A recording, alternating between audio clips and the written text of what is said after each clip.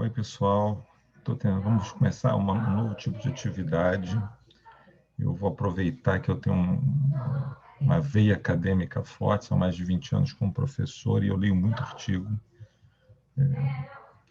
Consigo arrumar tempo para ler artigo, acordo muito cedo, enfim. E quero mostrar para vocês algumas coisas sobre isso, né? Pessoas que talvez não estejam muito dentro da literatura científica, pessoas que têm curiosidade. Então, eu vou pegar de tempos em tempos artigos muito importantes e vou colocar em várias plataformas, né? Talvez YouTube, vamos ver como é que a gente vai fazer, LinkedIn e tal. E eu vou começar nosso piloto, nosso número 1. Vai ser um artigo fundamental, um artigo que eu já fiz um comentário no LinkedIn sobre isso.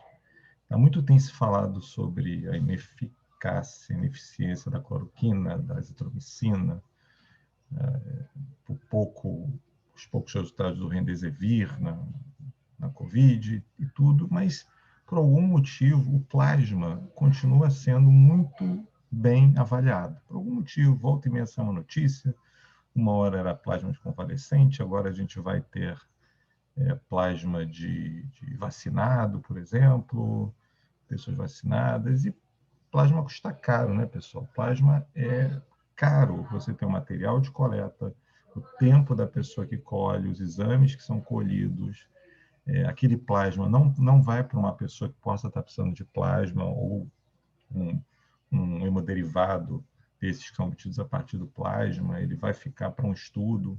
Então, o que a gente tem? É muito importante para a gente entender dinamicamente o que está acontecendo. E esse estudo acabou de sair, Lancet 2021, que é o estudo Recovery, foi o maior estudo já feito sobre a validade do plasma, o uso do plasma do paciente que se curou de uma Covid-19, portanto, um plasma rico em anticorpos, sobre os efeitos da Covid. Então, vamos ver especificamente o que aconteceu. Então, esse artigo ele é feito por um grupo grande, é um estudo americano, ele é patrocinado pelo próprio NIH, o Ministério da Saúde dos Estados Unidos.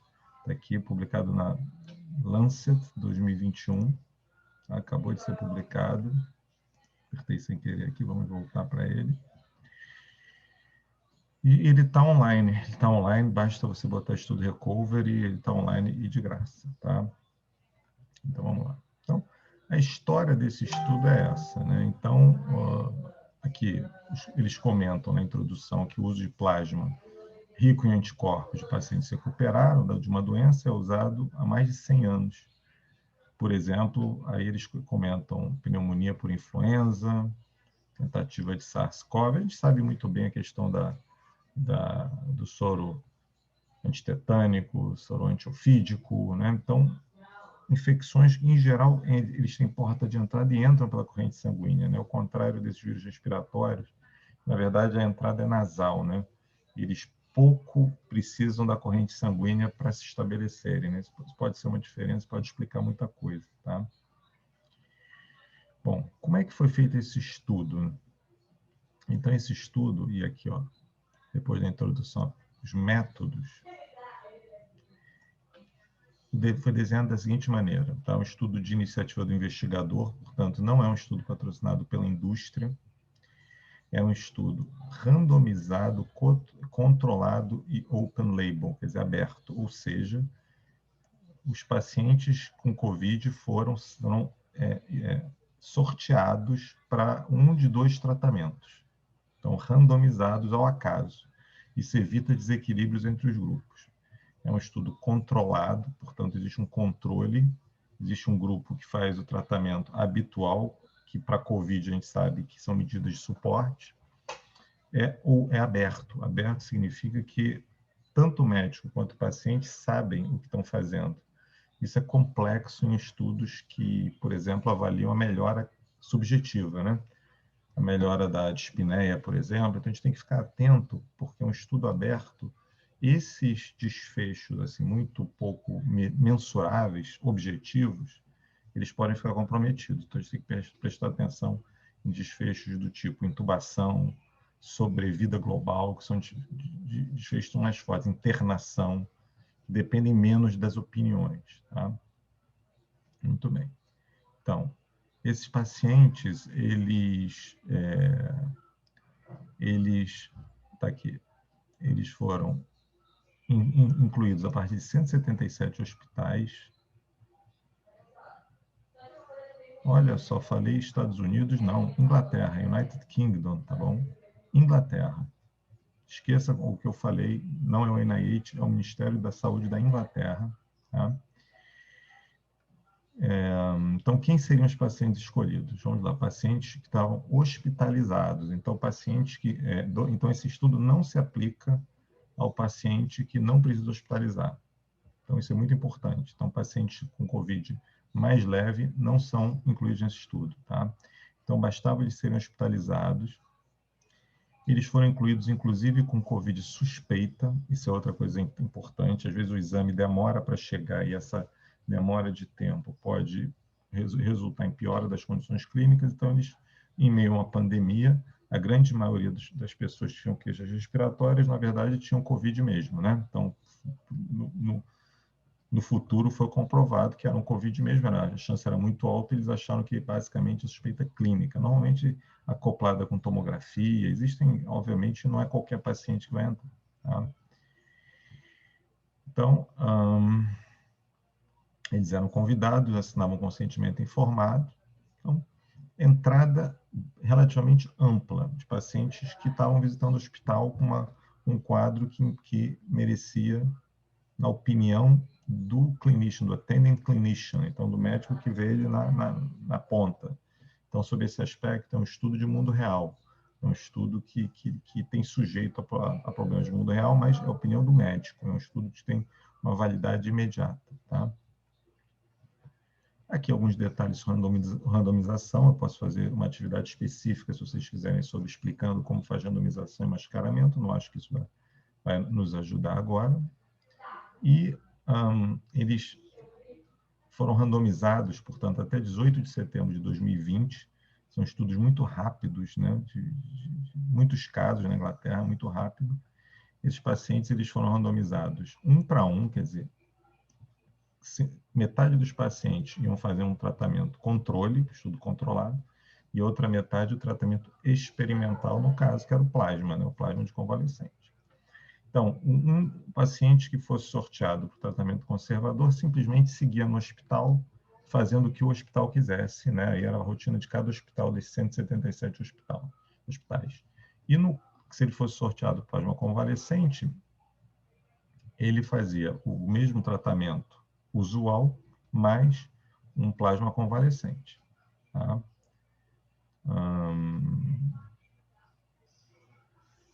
A partir de setembro de 2018, veja, outro tratamento apareceu, né? Apareceu um terceiro grupo, que era, então, um grupo de tratamento usual, o grupo do plasma ou o grupo desses dois anticorpos monoclonais que já estão aprovados, inclusive, no Brasil, né?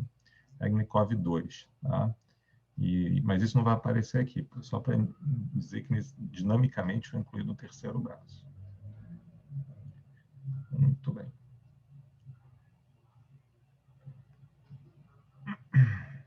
Era por computador a randomização, mas era feito localmente, quer dizer, são estudos em pandemia. Infelizmente, o rigor é menor, mas é o que nós temos, tá? São estudos em pandemia. Aqui alguns problemas, né, para alguns pacientes.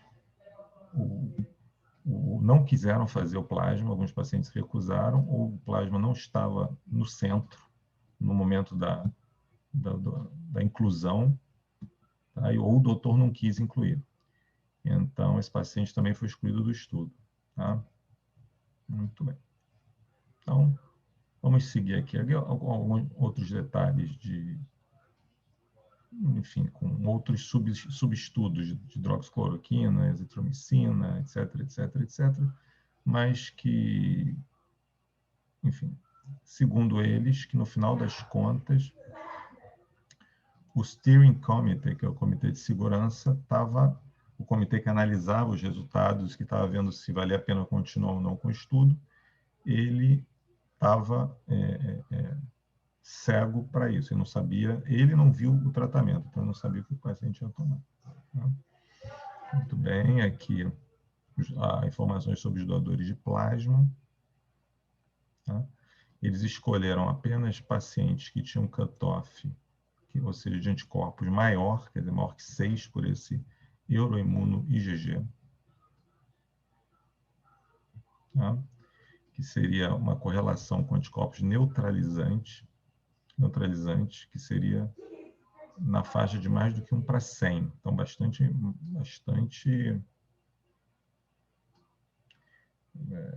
alto, né? Só para vocês verem que o FDA disse que quando o Euroimuno, o cutoff era acima de 3,5, o paciente era considerado com altos títulos, tá? Altos títulos.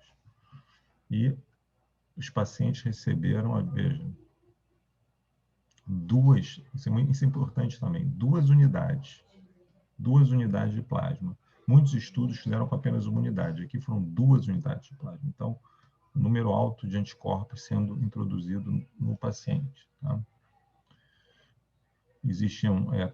O paciente ficava em observação por 72 horas para saber se o plasma tinha funcionado. Enfim, e vamos em frente. Em relação aos objetivos do estudo. Os objetivos eram analisados 28 dias depois da randomização, portanto, mais ou menos 1 mês, 4 semanas, e evoluía até 6 meses. Onde que esse estudo se baseou? Então, o objetivo principal, aqueles que os pesquisadores julgaram que seria suficiente para verificar a utilidade desse tratamento, foi mortalidade por qualquer causa. Eles foram muito amplos, porque, sendo uma infecção viral, qualquer causa poderia ser atribuída. Então, pneumonia, trombose, sangramento, arritmia cardíaca, fibrilação atrial, infecção bacteriana secundária. Tudo isso eles achavam que deveria ser mitigado pelo plasma para que isso valesse a pena. Tá? E os outros foram secundários. Tá? Então, alta do hospital, ventilação mecânica, etc., etc. Coisas mais voltadas para o pulmão. Tá? Muito bem. Análise estatística, vamos ver o que teve aqui de interessante. Bom, intention to treat, quer dizer, intenção de tratamento. Tá? Então, ou seja, uma vez que o paciente fosse randomizado para o grupo de plasma, ele era analisado como se tivesse recebido plasma, mesmo que não tivesse recebido. Então, isso evita desbalanceamento. Então, uma vez que ele for randomizado, ele era analisado no grupo dele. E aí a gente tem que ver, durante o estudo, quantos de fato receberam plasma. Né? Isso é muito importante. Né? Quantos de fato receberam esse plasma. Tá? Muito bem.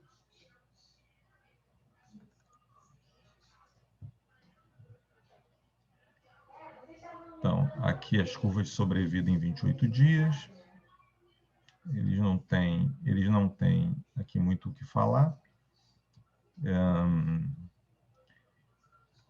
Deixa eu ver. Aqui o método estatístico, aqui quadrado, Kaplan-Meier. Pós-hoc, toda vez que você fala pós-hoc, análises exploratórias pós-hoc, aqui não tinham sido pensadas no início do estudo, então não tem muito valor. De uma maneira geral, não tem muito valor. Aqui, por exemplo, fala da mutação britânica e tal. Né? Muito bem. Então, vamos ver. Ok. Em resumo, o que nós tivemos no final foi isso aqui. Ó. Vou aumentar aqui para a gente ver. É um estudo muito grande.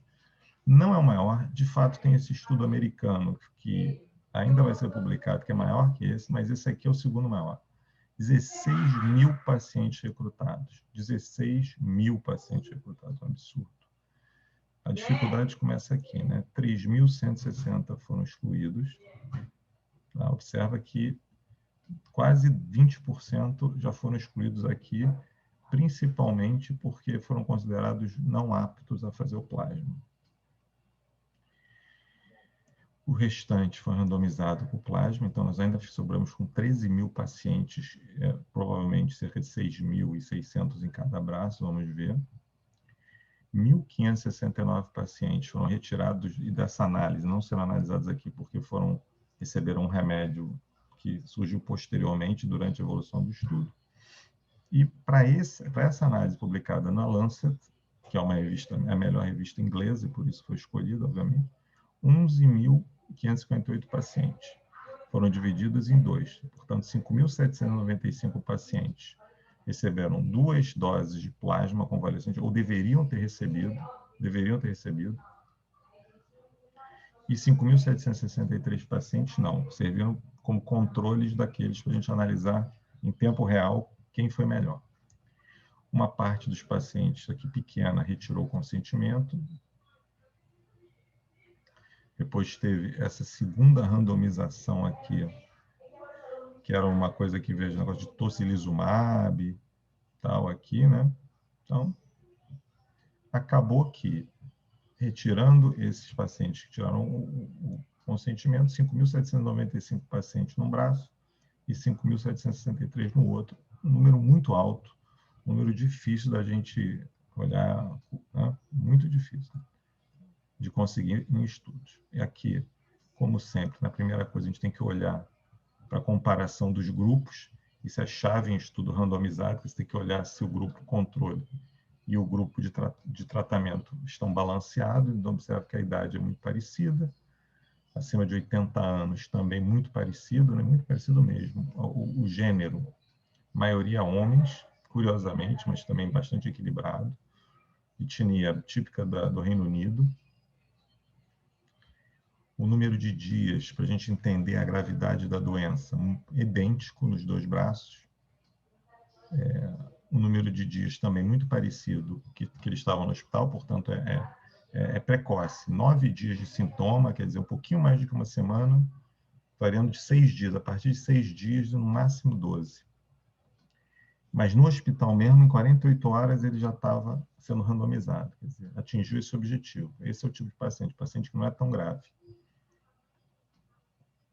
Observa que a maioria estava em oxigênio, mas tinha alguns pacientes que nem oxigênio estavam, mas o resultado, pela magnitude, vai ser atribuído basicamente a quem tem oxigênio. E as comorbidades, né? Diabetes, doença cardíaca, muito equilibrada entre os braços. Basta que você, tá vendo, ó, 55 num grupo, 56 no outro. Muito parecido, né? Interessante. Quantos tinham teste positivo? A grande maioria, apesar de não ser uma exclusão, em definitivo, a grande maioria tinha teste positivo. Observa aqui, de PCR. O IgG já estava positivo em 50% dos pacientes, portanto, já eram pacientes, como vocês podem ver aqui, já tinham passado uma semana de teste, ainda assim 97% deles tinham PCR positivo, quer dizer, muitos tinham tanto anticorpo quanto PCR. O corticoide, que é o tratamento que se mostrou mais eficaz no paciente hospitalizado com Covid, foi equilibrado nos dois braços, a grande maioria usou.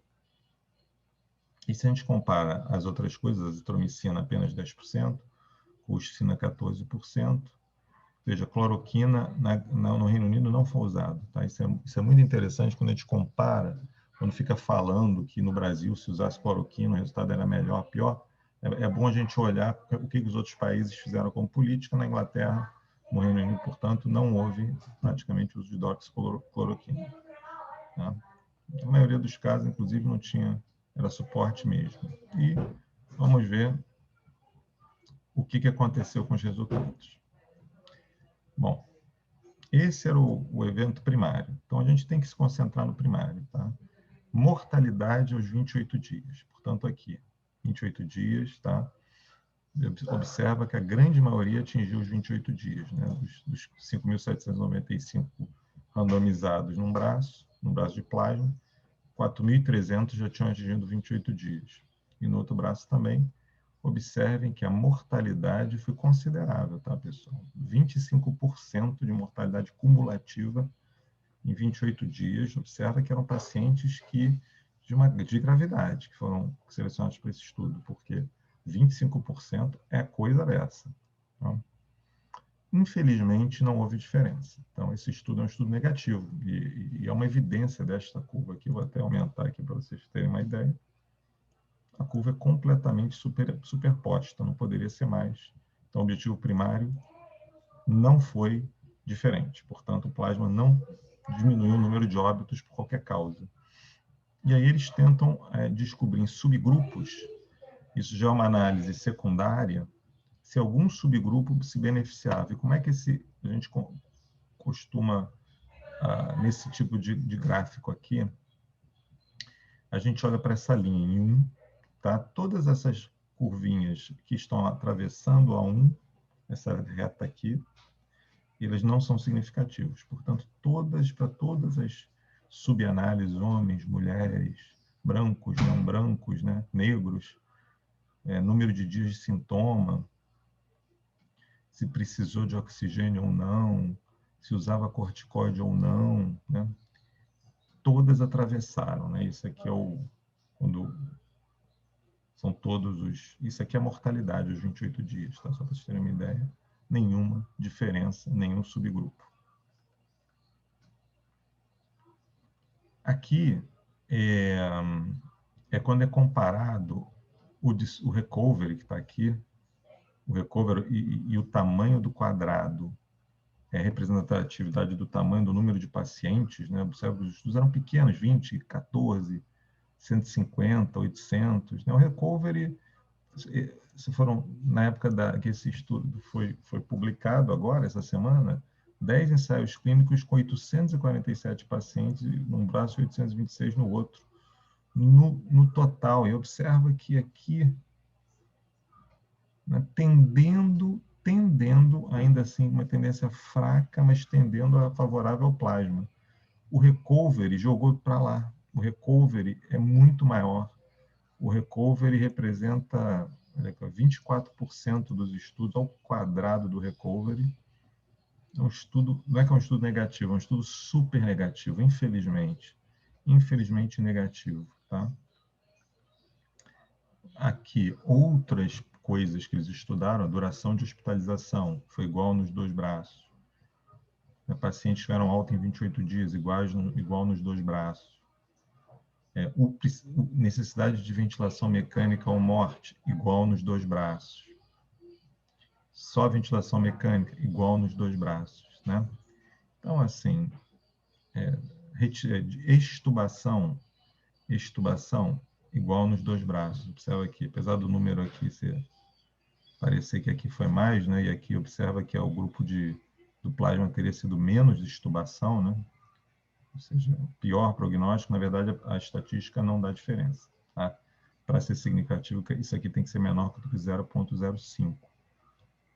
Então, o estudo é francamente negativo, mais um balde de água fria nessa história do plasma de convalescente. Tá? Isso é preocupante. O Brasil, por exemplo, agora está investindo em plasma de vacinado, que possivelmente tem muito menos anticorpo que plasma de convalescente, né? Então, infelizmente, nós não temos nenhum grande estudo que mostre benefício. Tá? Aqui a discussão do artigo. Vamos só concluir.